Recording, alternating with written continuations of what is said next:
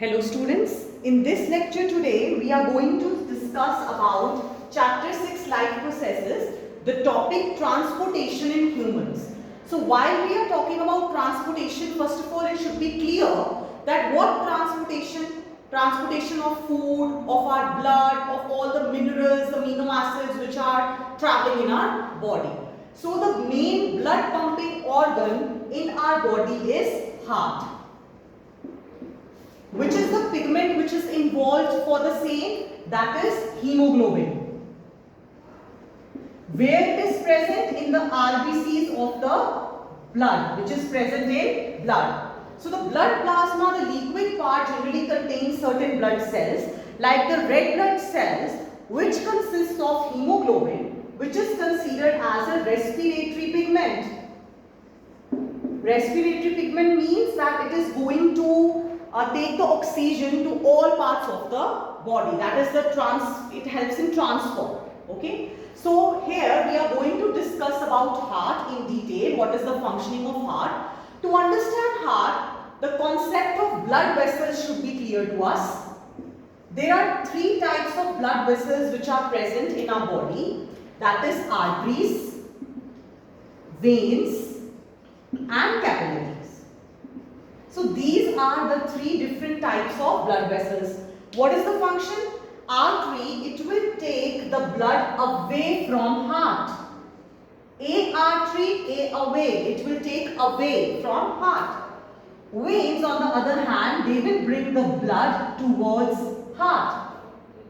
And capillaries are one cell thick blood vessels. One cell thick means very tiny, very small, the length, or you can say the narrowness, it's very narrow, and these capillaries are generally present in the tissues. Why so? Because arteries and veins, they cannot reach to all parts of the different tissues, so the capillaries are such very thin which can reach inside the tissues. So arteries generally, they carry oxygenated blood which is rich in oxygen.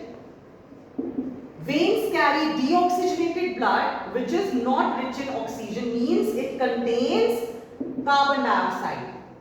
And capillaries on the other hand, they will be found in tissue, so they will be having actually deoxygenated blood. Now depending on the function of arteries, let us see that arteries, they have to pump blood to all parts of the body because it is away from the heart. Either it will go to the lung or to the different parts. So for that purpose, the arteries are thicker as compared to veins. On the other hand, if we talk about pressure of blood, because arteries have to pump the blood to all parts, the pressure through which the arteries go through, the blood pressure, that is high. So the blood pressure over there is high in arteries as compared to vein. So which of the two will contain valves?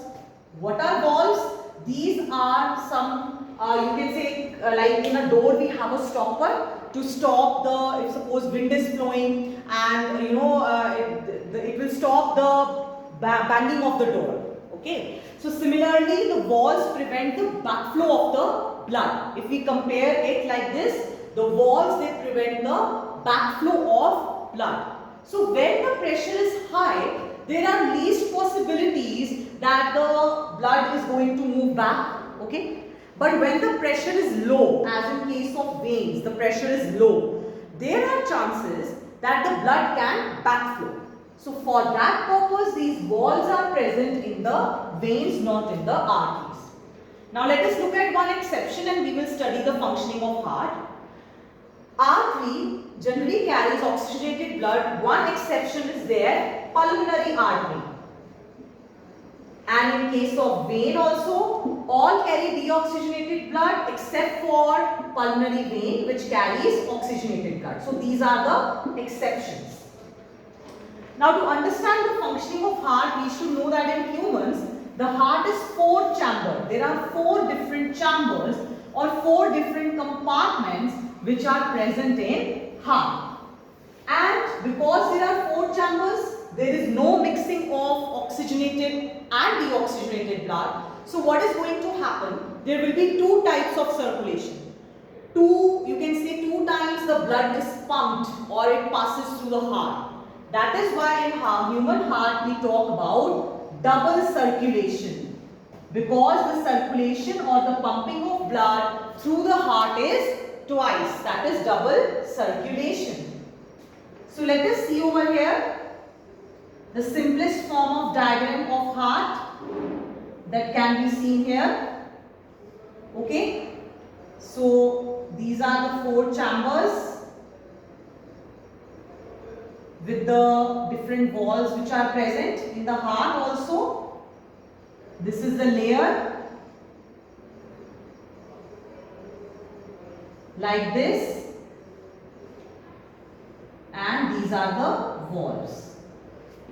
So let us understand why I am drawing over here. This is my right side, but this will become left of the heart, because whenever we are drawing any diagram, we are superimposing it back over here.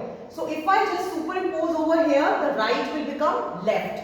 So this is the left auricle or left atria, and this is the left ventricle or left side of the heart.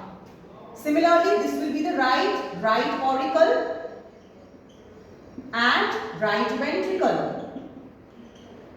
Now how the blood is being pumped over here? See, L left, L lungs, like this you remember.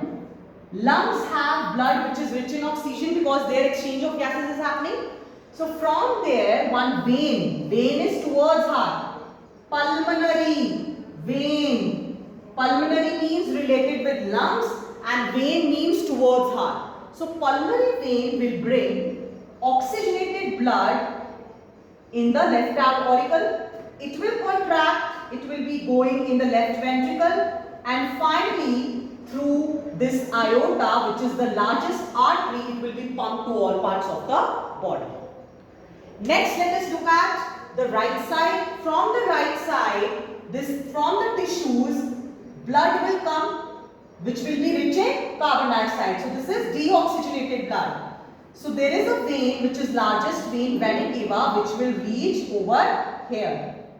Again pumping, and this will go to the artery, to the lungs. So this is pulmonary artery. What is pulmonary artery? Artery means away from the heart it is pumping. Pulmonary means towards lung, because it has to get oxygenated.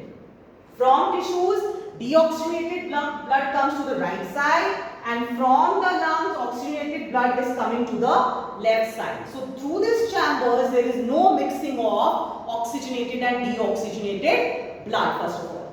Why aorta is the largest artery? Because it is pumping the blood to all parts of the body. Why vena cava is the largest vein? Because from all the tissues, the deoxygenated blood, it is being pumped through vena cava. So this is double circulation. If it is in the all parts of the body, this is called as systemic circulation, and this is going to the lungs for oxygenation. So this is called as pulmonary circulation.